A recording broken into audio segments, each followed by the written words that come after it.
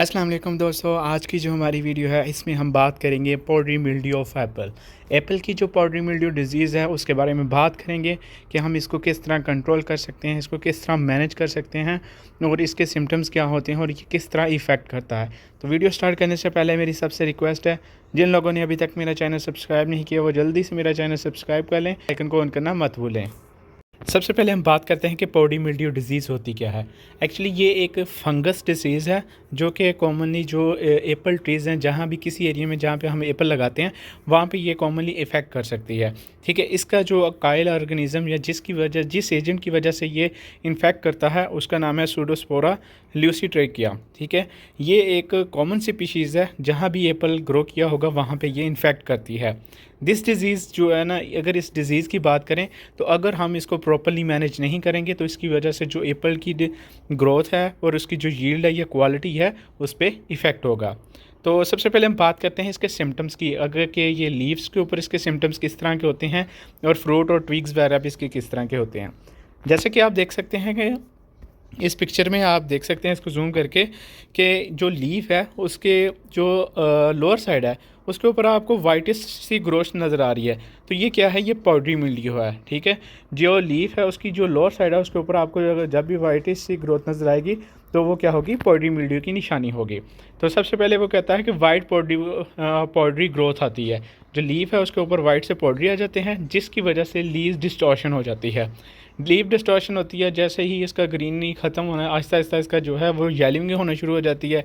मसलन ग्रीनिंग कम होती है, फोटोसेंसिटिव कम होती है, उसकी वजह से येलोइंग हो जाती है लीफ की वजह से, और इसकी खुराक अच्छे से नहीं बनती। जिसकी वजह से क्या होता है कि अगर खुराक अच्छे से नहीं बन रही तो वो जो लीफ है वो क्या करता है, प्री मेच्योर जो स्टेज होती है, मसलन मेच्योर होने से पहले जो स्टेज है वहीं से वो ड्रॉप करना यानी गिरना शुरू कर देता है। तो जिसकी वजह से जो उसके शूट्स होते हैं और या उसकी जो एप्पल ट्री है उसकी जो ग्रोथ है वो अच्छे से नहीं हो पाती, वो स्टंटेड ग्रोथ शो करता है। फ्रूट के सिम्टम्स हैं, ठीक है, फ्रूट के ऊपर या ट्विग के ऊपर। जिस तरह आप इस फ्रूट के ऊपर देख सकते हैं कि जो एप्पल है उसकी जो अपीयरेंस है वो रफ़ी सी है, उसमें क्रैक से नज़र आ रहे हैं आपको। ठीक है, और इसकी जो स्किन है अगर उसको देखें तो वो इन्फेक्ट सी नज़र आ रही है। तो इसकी वजह से ये जो है ये पाउडरी मिल्ड्यू के सिम्टम्स हैं। इसमें क्या होता है, जो पाउडरी मिल्ड्यू है वो एप्पल फ्रूट को इफ़ेक्ट करता है जिसकी वजह से जो एप्पल की स्किन होती है उसके ऊपर वो वाइट कोटिंग से आ जाते हैं, डस्टी टाइप भी इसकी अपीयरेंस ही होती है जो कि हमें रफ़ और क्रैक टाइप नज़र आ रही होती है।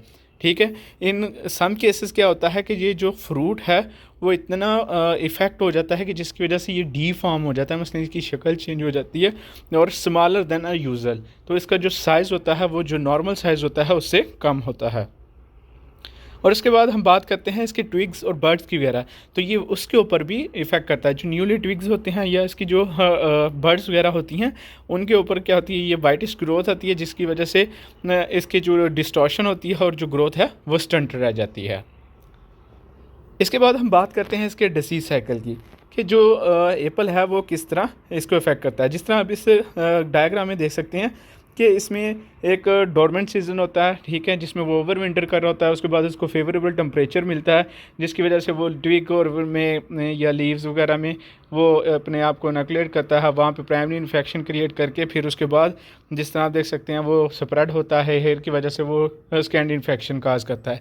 तो सबसे पहले बात करते हैं ओवर विंटर की। कहते हैं कि जो फंगस है वो इसके जो एप्पल ट्री है इसकी बर्ड्स या ट्विग्स वगैरह है उसमें ये ओवर विंटर करता है। ये डोरमेंट स्टेज होता है, वहाँ पे रेस्टिंग सपोर्ट की सूरत में रहता है। वो क्या करता है, स्प्रिंग इन्फेक्शन मसलन वो फेवरेबल टेम्परेचर के वेट में होता है।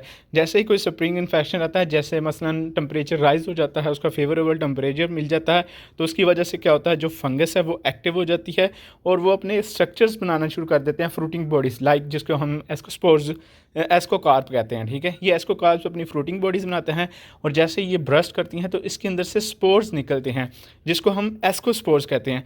वो क्या करते हैं, वो जब डिस्चार्ज होते हैं तो वो हवा के अंदर चले जाते हैं। तो जब हवा के अंदर चले जाते हैं तो क्या होता है कि जो ये हवा है वो चल रही होती है, तो वो जो newly leaves twigs bird fruit वगैरह होते हैं तो उनके ऊपर जाके लैंड कर जाती है। जैसे ही ये वो यंग लीव्स न्यू पे हेल्दी प्लांट्स पे लैंड करती है तो वहाँ पे क्या करता है, ये अपने आप को जर्मिनेट करना शुरू कर देते हैं। ठीक है। जो फंगस है वो पेनिट्रेट कर जाती है इसके क्या कहते हैं टिश्यू के अंदर प्राइमरी इन्फेक्शन में, और इस पे इन्फेक्ट करना शुरू कर देती है।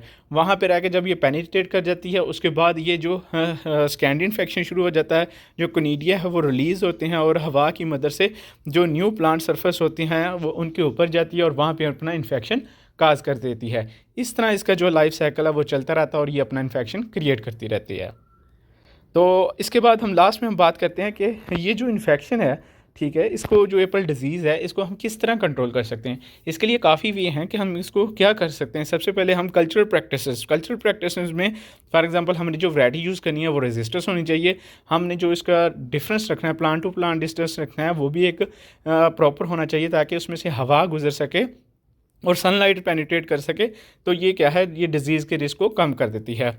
उसके साथ मार्केट में काफ़ी टाइप की फंजीसाइड्स अवेलेबल हैं जो कि they are most effective and applied preventively और at the sign of infection. या तो हम उसको पहले या जब हमें साइन नज़र आना शुरू हो जाते हैं तो उस टाइम इसको अप्लाई करके हम कंट्रोल कर सकते हैं। उसके बाद हम बात करते हैं रेगुलर इंस्पेक्शन की। कहते हैं कि जो रेगुलर इंस्पेक्शन हमें क्या चाहिए कि हमारा जो बाग है उस पर जाएँ, डेली उसमें ऑब्जर्वेशन करें हम जो प्लांट्स हैं, या वीकली ऑब्जर्वेशन करें और उसमें देखें कि कोई हमें साइन या सिम्टम्स तो नहीं नज़र आ रहे किसी बीमारी के। तो ये चीज़ जो है हमें काफ़ी मदद हासिल करती है अपने बागात को मेंटेन करने में। रेजिस्टेंस वैरायटी की बात कर चुका हूँ ऑलरेडी कि अगर हमारी जो वैरायटी है वो रेजिस्ट होगी तो जो डिज़ीज़ है उसके फैलने के चांसेस कम होंगे। ऑर्गेनिक कंट्रोल में ये होते हैं जिसमें हम लिविंग ऑर्गेनिज्म फॉर एग्जांपल नीम का ऑयल है, ठीक है, सल्फ़र बेस्ड प्रोडक्ट हैं, इनको हम एज अ बायोफंजीसाइड यूज़ करके अपने जो पर्डी मिल्ड्यू है उसको मैनेज कर सकते हैं। ठीक है। उसके बाद प्रूनिंग जो होती है वो इसकी करना इसलिए ज़रूरी है कि अगर हमें फॉर एग्जांपल प्लांट है उसमें देखा है ये इन्फेक्शन काज कर रहा है तो हम अपनी जो है उसको प्रून करेंगे ताकि उसमें जो हवा गुजरने का जो अमल है वो अच्छे से होता रहे और जिसकी वजह से जो फेवरेबल कंडीशन है पर्डी मिल्ड्यू के लिए वो रिड्यूस होती रहे। ठीक है।